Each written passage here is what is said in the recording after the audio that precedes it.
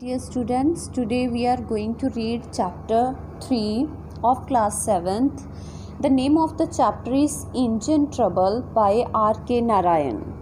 So reading from the first paragraph, there came to our town some years ago, said the talkative man, a showman owning an institution called the Gaiety Land.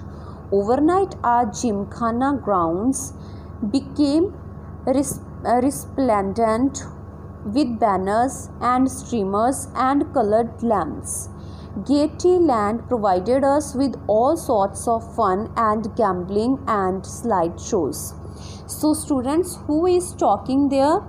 One talkative man. एक talkative man ने बोला कि कुछ साल पहले हमारे town में एक शो मैन आया था जिसका एक इंस्टीट्यूशन था.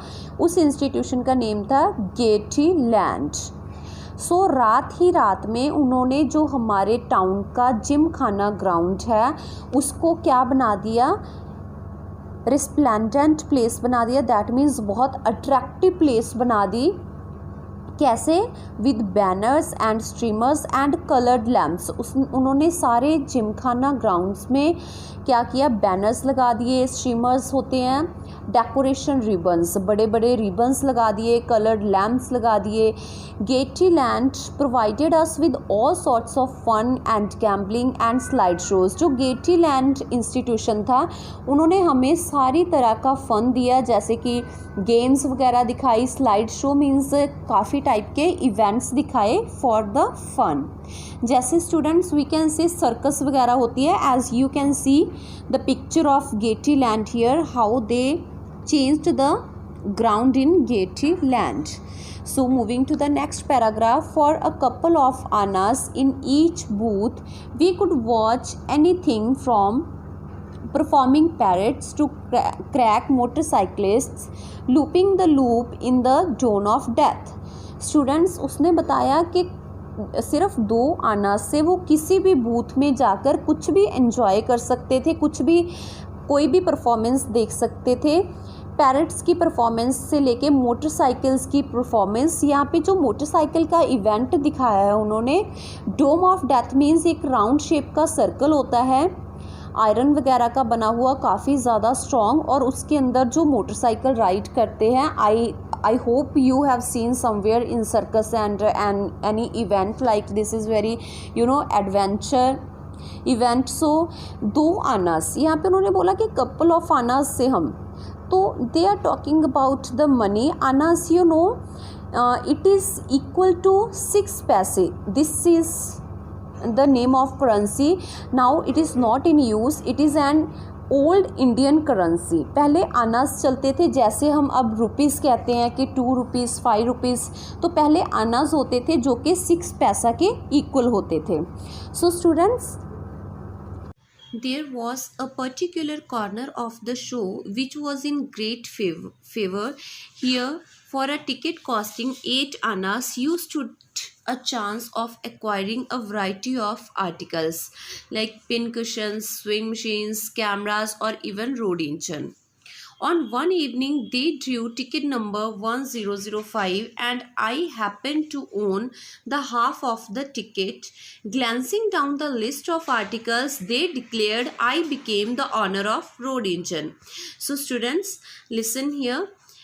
वहाँ पे उन्होंने पर्टिकुलर कॉर्नर बनाए थे, ठीक है, ताकि हम कोई भी अपने फेवर का, अपनी पसंद का क्या कर सके, शो देख सके.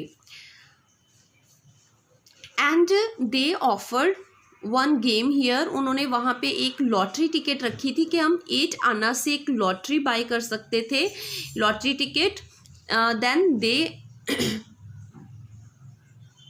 then the people would have the chance of acquiring variety of articles. जो उनकी लॉटरी के आर्टिकल्स थे जैसे कि pin cushion, swing machine, cameras और इवन अ रोड इंजन, तो ये सारी चीज़ें वो लकी ड्रॉ में निकालने वाले थे.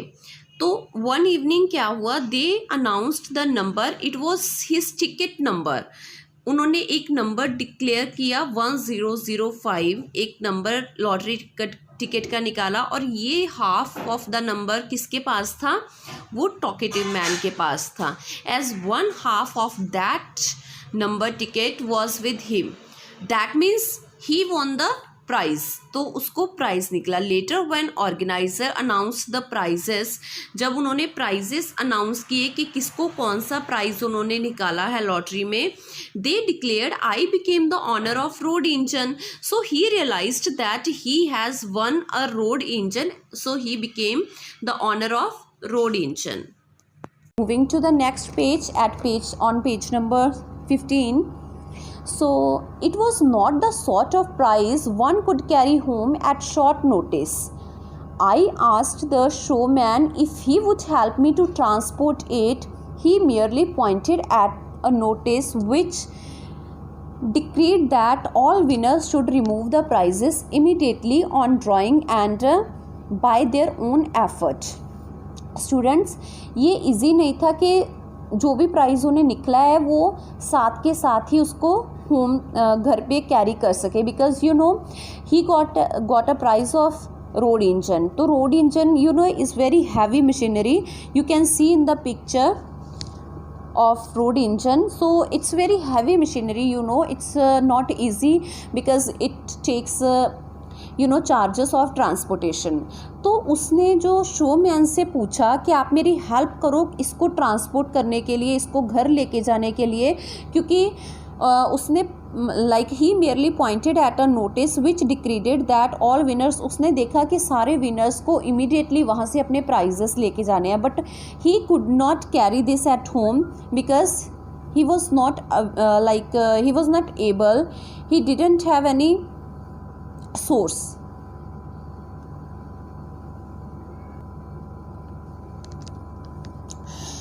The next line, however, they had to make an exception in my case. They agreed to keep the engine on the Gymkhana grounds, क्योंकि उनको पता था कि जो प्राइस मुझे मिला है वो काफ़ी ज़्यादा हैवी है, तो उनको एक उसके लिए थोड़ा सा हेल्प करनी वो चाहता था कि मेरी हेल्प की जाए, क्योंकि जो उसका प्राइस निकला है it's really heavy and it's not easy to move from one place to another. They agree to keep the engine on the Gymkhana grounds till the end of their season, and then I would have to make my own arrangements to take it out. तो जो showman थे, जो institution था गेटीलैंड, उन्होंने कहा कि ठीक है आप तब तक यहाँ पे अपना रोड इंजन रख सकते हो जब तक हम यहाँ पे अपना शो कंटिन्यू कर रहे हैं, और जब हम चले जाएंगे देन उसको खुद को अपने अरेंजमेंट से उसको लेके जाना होगा। Moving to the next paragraph, my friends and well-wishers poured in to congratulate me on my latest acquisition. No one knew precisely how much a road engine would fetch. All the same, they felt that there was a lot of money in it.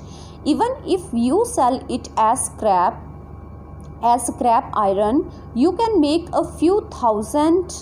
Some of my friends declared. Every day I made a trip to Gymkhana grounds to have a look at my engine. So students, here the talkative man tells us कि जब मुझे वो price निकला, then my friends congratulated me for getting that, we can say acquisition, मतलब जो भी object हमें मिलता है उसको एक्विजिशन बोलते हैं। So for getting that object सारे फ्रेंड्स ने उसको कॉन्ग्रेचुलेट किया, पर किसी को नहीं पता था कि रोड इंजन को लेके जाना कितना ज़्यादा मुश्किल है, और सबको ये लगता है कि जो रोड इंजन उसको मिला था तो उसका काफ़ी ज़्यादा उसको पैसे मिल सकते थे अगर वो उसको कबाड़ में भी बेचे, ठीक है, कबाड़ में भी सेल करे तो भी उसके 1000 रुपीज़ उसको मिल सकते थे। तो उसके फ्रेंड्स ने ये सारी चीज़ें उसको बोली। Every day I made a trip, तो हर रोज़ मैं जिमखाना ग्राउंड जाता था अपने रोड इंजन को देखने के लिए।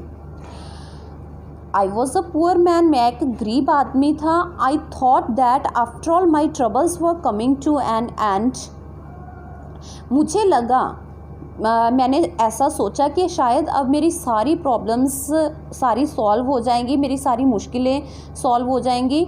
How ignorant we are, how little did I guess that my troubles had just begin.